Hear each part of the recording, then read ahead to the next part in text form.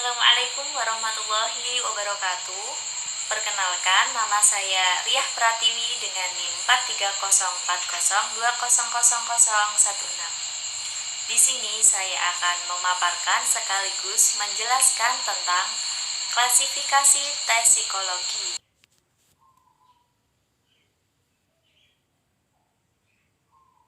Klasifikasi tes psikologi. Tes psikologi sangat beragam dan luas skornya, sehingga diperlukan klasifikasi agar mendapatkan orientasi yang baik mengenai tes tersebut.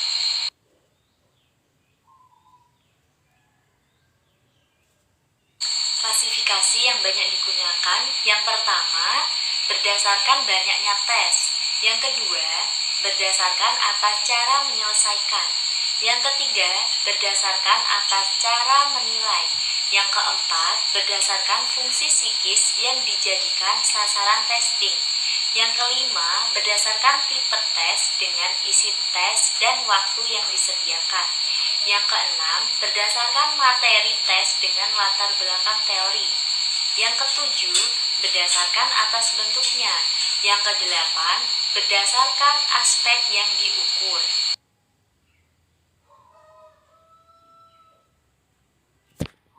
Berdasarkan atas banyaknya tes, dibedakan menjadi dua. Yang pertama, tes individual. Yang kedua, tes kelompok. Tes individual adalah pada suatu waktu tertentu, tester hanya menghadapi satu tester. Contohnya, tes kepribadian, Rorschach, TAT atau Thematic Apperception Test, tes intelijensi WISE, tes intelijensi Stanford Binet. Sedangkan tes kelompok adalah pada suatu waktu tertentu, tester menghadapi sekelompok tester. Contohnya, tes intelijensi SPM atau Standard Progressive Matrix, tes intelijensi APM atau Advanced Progressive Matrix, tes Kraepelin.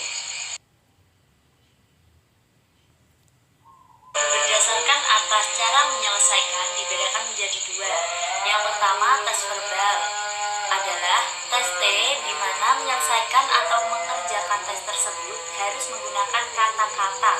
Misalnya, memberikan keterangan, hasil perhitungan, lawan kata, mengatakan kekurangan pada suatu gambar. Contohnya, subtes informasi pada tes WISE. Yang kedua, tes nonverbal. Tes nonverbal adalah tes T tidak harus menggunakan respon berwujud bahasa, melainkan dengan melakukan sesuatu. Contohnya, subtes menyusun balok dan subtes menyusun gambar pada tes WISE. Berdasarkan cara menilai tes dibedakan menjadi dua. Yang pertama, tes alternatif. Yang kedua, tes gradual. Tes alternatif. Penilaian pada tes ini berdasarkan atas benar salah. Jadi hanya ada dua alternatif, yaitu benar atau salah.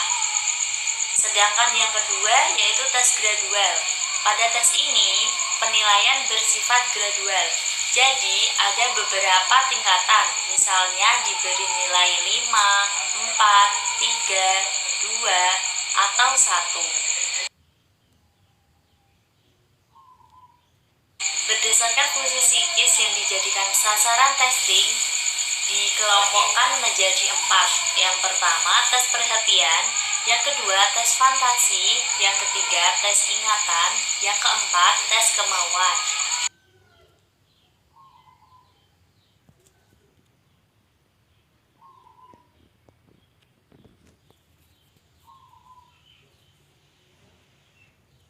Berdasarkan tipe tes yang berhubungan dengan isi tes dan waktu dibedakan menjadi dua. Yang pertama, speed test. Speed test adalah yang diutamakan dalam tes ini yaitu kecepatan dan ketepatan kerja. Pada tes ini, waktu dibatasi. Contohnya, tes Kraepelin, tes cepat dan teliti, tes SPM, tes APM, tes kemampuan dasar. Yang kedua yaitu power test. Tipe tes yang mengutamakan kemampuan, bukan kecepatan dan ketepatan. Untuk tipe ini, waktu mengerjakan pada dasarnya tidak dibatasi. Contohnya tes kepribadian, grafis, warteg, EPPS.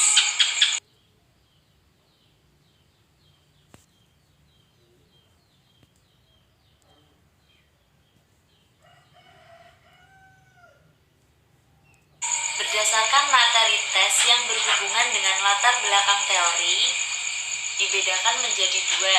Yang pertama tes proyektor, yang kedua tes non-proyektor. Tes proyektor, tes ini disusun atas dasar penggunaan mekanisme proyeksi. Biasanya materi tes ini terdiri atas objek yang belum atau kurang jelas strukturnya. Contohnya tes Rorschach, TAT, CAT. Yang kedua yaitu tes non-proyektif. Tes ini sama sekali tidak mempertimbangkan mekanisme proyeksi itu.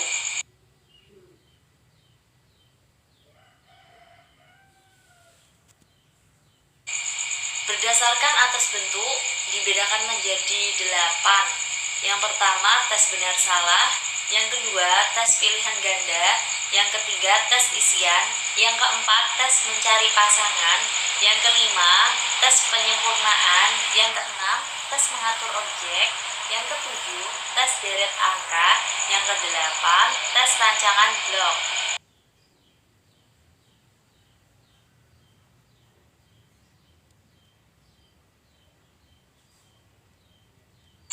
Berdasarkan aspek yang diukur dibedakan menjadi 4. Yang pertama tes kecerdasan. Contohnya tes intelijensi atau General Intelligence Test. Yang kedua tes bakat atau Aptitude Test.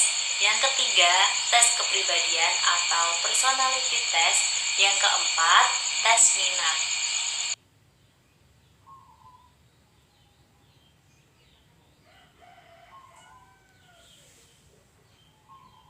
Klasifikasi tes yang diuraikan di atas secara garis besar dapat diklasifikasikan menjadi 4 macam, yaitu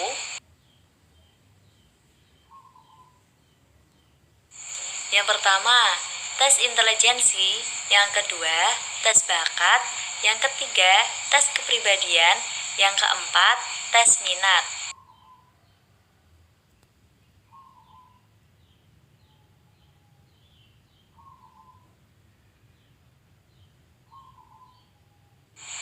Tes intelijensi. Tes yang mengungkapkan intelijensi untuk mengetahui sejauh mana kemampuan umum seseorang untuk memperkirakan apakah satu pendidikan atau pelatihan tertentu dapat diberikan kepadanya.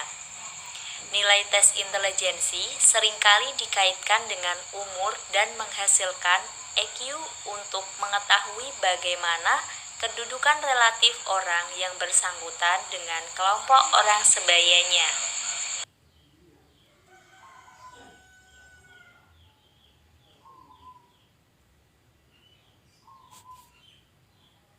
Tes bakat. Tes bakat disebut juga sebagai tes bakat khusus, mencoba untuk mengetahui kecenderungan kemampuan khusus pada bidang-bidang tertentu. Tes kepribadian.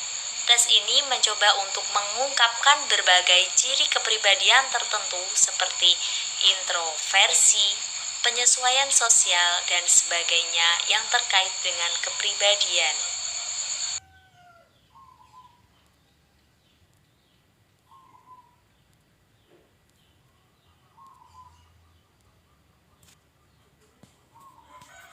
Tes minat. Tes ini mengungkapkan reaksi seseorang terhadap berbagai situasi secara keseluruhan akan mencerminkan minatnya. Minat yang terungkap melalui tes minat ini seringkali menunjukkan minat yang mewakili daripada minat yang sekedar dinyatakan, yang biasanya bukan merupakan minat yang sesungguhnya. Demikian yang dapat saya sampaikan, kurang lebihnya mohon maaf. Wassalamualaikum warahmatullahi wabarakatuh.